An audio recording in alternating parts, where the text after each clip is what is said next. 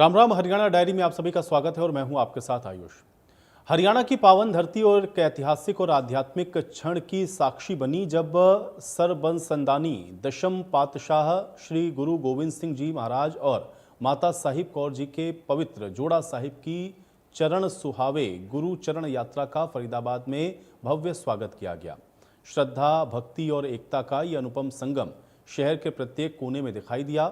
इस स्वागत कार्यक्रम में मुख्यमंत्री नायब सिंह सैनी ने भी शिरकत की है।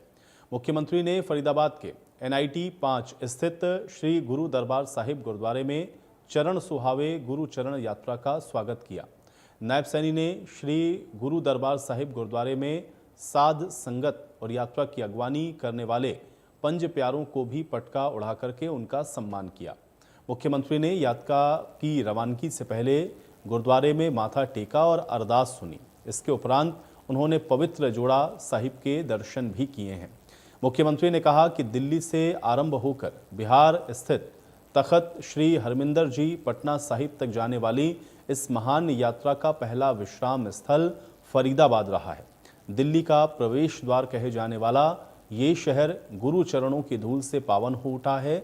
जिस नगर में गुरु के पवित्र चरण रुके वो नगर अपने आप में ही तीर्थ बन जाता है और आज फरीदाबाद लाखों श्रद्धालुओं के लिए एक महान तीर्थ स्थल बन चुका है। हरियाणा वासियों के लिए यह गर्व का पल है। यात्रा बिहार में गुरु जी के जन्म स्थान तक जाएगी। गुरुओं की वाणी मार्गदर्शन करती है।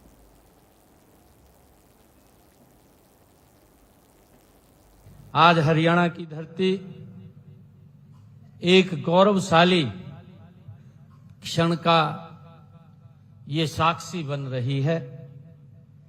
यह वह क्षण है जब सरबंसदानी दशम पातशाही श्री गुरु गोविंद सिंह जी और वह माता साहिब कौर जी के पवित्र जोड़ा साहिब की पावन यात्रा का आज हम यहाँ स्वागत कर रहे हैं। ये हम सब के लिए बहुत ही गर्व का ये क्षण है। यह हमारा सौभाग्य भी है कि हमें इस यात्रा के स्वागत का ये अवसर मिला है। मैं गुरु के चरणों में शीश नवाता हूं। जैसा अभी बताया भी है कि दिल्ली से यह यात्रा प्रारंभ हुई है और बिहार में गुरु जी के जन्म स्थान तख्त श्री हरमिंदर साहिब जी पटना साहिब तक जाने वाली इस महान यात्रा का ये पहला फरीदाबाद में ये विश्राम स्थल रहा है।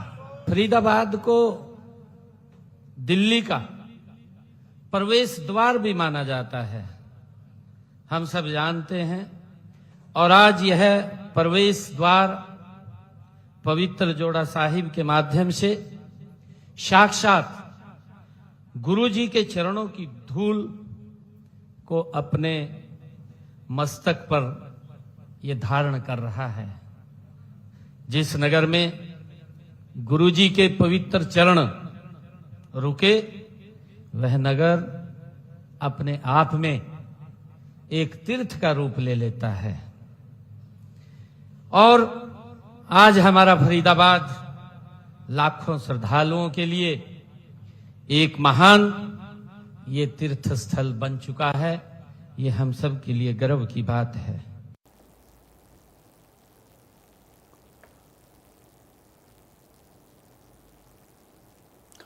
हरियाणा सरकार ने कर्मचारियों और पेंशनर्स का महंगाई भत्ता DA 3% तक बढ़ाने की घोषणा की है और अब महंगाई भत्ता 55 से बढ़ा करके 58% कर दिया गया है।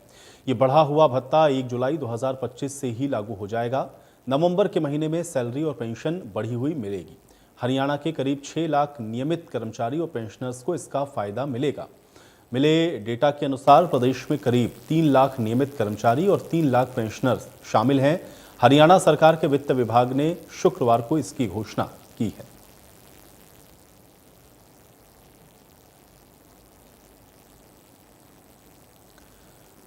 तो हरियाणा सरकार की नायाब सौगात, हरियाणा सरकार ने डीए में बढ़ोतरी की है।